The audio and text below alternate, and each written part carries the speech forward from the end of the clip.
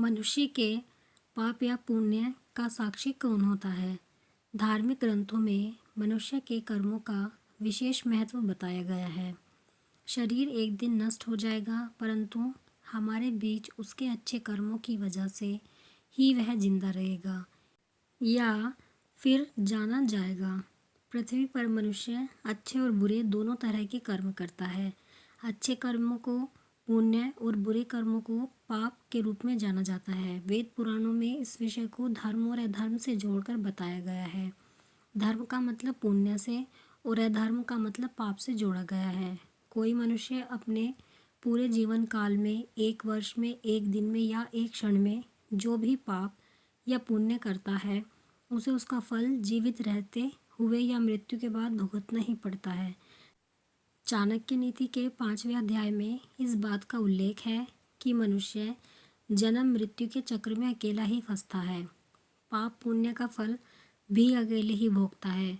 वो खुद अकेला कई प्रकार के कष्ट भी झेलता है, यहाँ तक कि मोक्ष की प्राप्ति भी अकेले को ही होती है, क्योंकि इस दुख को उसके माता पिता, भाई बंधु, सगे संबंधी कोई नहीं बांट सकते। वेद पुराणों के अनुसार जो व्यक्ति इस दुनिया में अकेला जन्म लेता है, मृत्यु के बाद वह अकेला ही परलोक सिधारता है। उसके अपने परिजन मुक्तिधाम जाने से पहले ही छूट जाते हैं। मुक्तिधाम पहुंचने के बाद उसके शरीर का दाह संस्कार किया जाता है, परंतु उस व्यक्ति के पाप और पुण्य कर्म ही उसके साथ जाते हैं, जो वह अकेला ही भोग रहा होता है। यहाँ आपके मन में एक सवाल आ रहा होगा कि जब व्यक्ति को इस संसार में अकेले ही आना है और जाना भी अकेले ही है, या अगर वह कोई बुरे कर्म छिपकर करता है, तो फिर उसके बुरे कर्मों के यानी पाप और पुण्य के साक्षी आखिर कौन माने जाते हैं? शास्त्रों के अनुसार जिस तरह चंद्रमा दिन में और सूरज रात में नहीं दिखाई देता, परंतु दोनों में से कोई एक हर समय ज़रूर रहता है, वहीं जिस तरह अग्नि लगातार नहीं जलती है, ऐसे ही संसार में कुछ तो ऐसा है जो हमेशा व्यक्ति के साथ मौजूदा रहता है।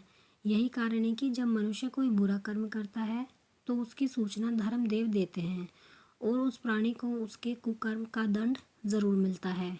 शास्त्रों के अनुसार यदि कोई व्यक्ति अच्छे या बुरे काम करता है तो उसके 14 साक्षी माने जाते हैं, जिनमें से कोई ना कोई हर समय मनुष्य के साथ मौजूद रहता है। मनुष्य के अच्छे और बुरे कर्म के 14 साक्षी कौन है, आइए जानते हैं। दिन, रात, सूर्य, चंद्रमा, अग्नि, पृथ्वी, जल, वायु, दिशाएं, धर्म, काल, संध्या, आकाश और इंद्रियां। आप कमेंट में ज़रूर बताएं कि आपको ये कहानी कैसी लगी है। अगर आपको कहानी पसंद आई है तो वीडियो को लाइक करें, शेयर करें और चैनल को सब्सक्राइब करें ऐसी ही कहानियों के लिए।